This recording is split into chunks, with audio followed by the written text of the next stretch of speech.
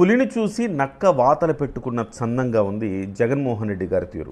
పవన్ కళ్యాణ్ గారిని చూసి ఆ రకంగా వ్యవహరించాలని ఆయన తాపత్రయపడ్డల్లో తప్పు లేదు, కానీ అది సరైన దిశలోనే చేయలేకపోవటం ఆయన్ని అభాసుపాలు చేస్తోంది.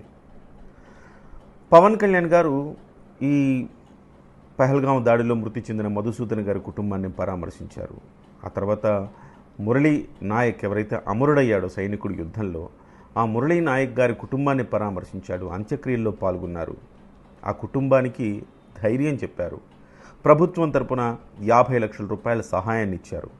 అలాగే ఆ కుటుంబంలో 5 ఎకరాల స్థలము, ఒక ఇంటి స్థలము, అలాగే 25 లక్షల రూపాయలు వ్యక్తిగతంగా పవన్ కళ్యాణ్ గారు ఆ కుటుంబానికి సాయం చేశారు.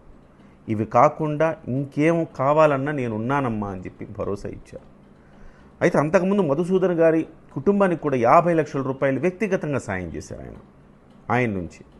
సో ప్రభుత్వ సాయం అనేది తక్కువైనప్పటికీ వ్యక్తిగతంగా ఆయన సాయం 50 లక్షల రూపాయలు చేశారు. సో ఈ రకంగా చూస్తే పవన్ కళ్యాణ్ గారు ఎక్కడికి వెళ్ళినా తన హ్యుమానిటీని చూపిస్తూ ముందుకెళ్తున్నారు. పవన్ కళ్యాణ్ గారిని చూస్తే సొంత మనిషిని చూసినట్టు పట్టుకుని ఏడ్చేస్తున్నారు. అటు మధుసూదన్ గారి కుటుంబం కావచ్చు, ఇటు మురళీ నాయక్ గారి కుటుంబం కావచ్చు.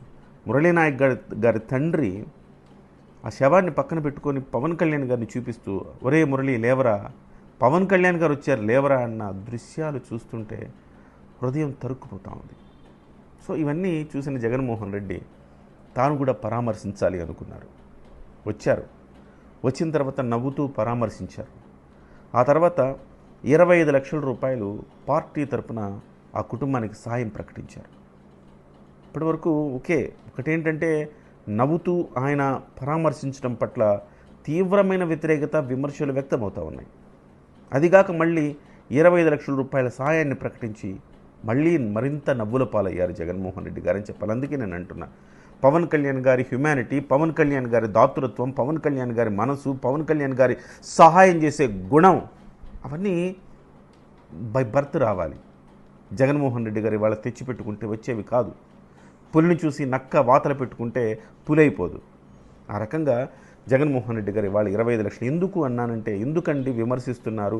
25 లక్షలు ఇచ్చారు కదా ఆయన కూడా, పోనీ పవన్ కళ్యాణ్ గారిని చూసి స్ఫూర్తి పొంది 25 లక్షలు ఇచ్చారు కదా అని మీరు అనుకోవచ్చు.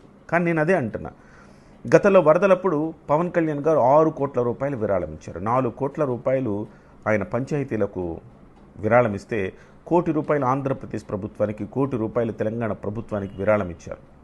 అయితే అదే సమయంలో జగన్మోహన్ రెడ్డి గారు కూడా వచ్చి 1 కోటి రూపాయలు ఈ తుఫాను బాధితులకు ఇస్తానని చెప్పారు. ఆ క్షణంలో నేను ఇదే చెప్పాను, ఒక వీడియో కూడా చేశాను. పోనీలేండి, ప్రేమతో పవన్ కళ్యాణ్ మిమ్మల్ని మార్చినట్టున్నారు, మీకు కూడా హ్యుమానిటీ అలవాటు చేసినట్టున్నారు.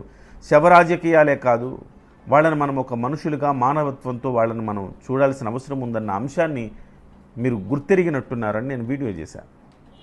కానీ ఏం లాభం? ఆ 1 కోటి రూపాయలు ఇప్పటివరకు ఎవరికి ఇచ్చారు, దేనికి ఖర్చు పెట్టారనేది లెక్కాపత్రం లేదు. 1 కోటి రూపాయలు ప్రకటిస్తున్నారని చెప్పి ఆయన ఇప్పటికీ దాదాపు 6 నెలలు అవుతుంది. ఇవాల్టి వరకు ఆయన 1 రూపాయి విధిల్చిన పాపాన పోలేదు. సో అలాగే మళ్ళీ ఒక్కసారి 25 లక్షల రూపాయలు వీళ్ళ కుటుంబానికి ప్రకటించారు. మరి ఇదన్నా ఇస్తారా? మళ్ళీ మరొక్కసారి నవ్వుల పాలవుతారా? సో అంటే మీరు చారిటీ నిరూపించుకునేందుకు ఏదో ప్రకటన చేసి మళ్ళీ దాన్ని కప్పిపుచ్చుకునేలాగా, దాన్ని మర్చిపోయేలాగా బిహేవ్ చేస్తే జగన్మోహన్ రెడ్డి గారు జనంలో మీరు చులకనవుతారు. మీరు చులకనవ్వడంతో పాటు అసలు నాయకులంటే ఏహ్యభావం కలుగుతుంది. దయచేసి మీరు ప్రకటించినప్పుడు అది ఇవ్వండి, లేకపోతే ప్రకటించకుండా ఉండండి. వెళ్ళినప్పుడు సీరియస్గా వాళ్ళ బాధను మీరు పంచుకోండి. వాళ్ళ బాధను మీరు వెగతాళిగా నవ్వుతూ వాళ్ళని పరామర్శించకండి. ఈ 2 అంశాలు మీరు దయచేసి గుర్తుపెట్టుకోవాలని మనస్ఫూర్తిగా రిక్వెస్ట్ చేస్తా ఉన్నాను. నమస్తే.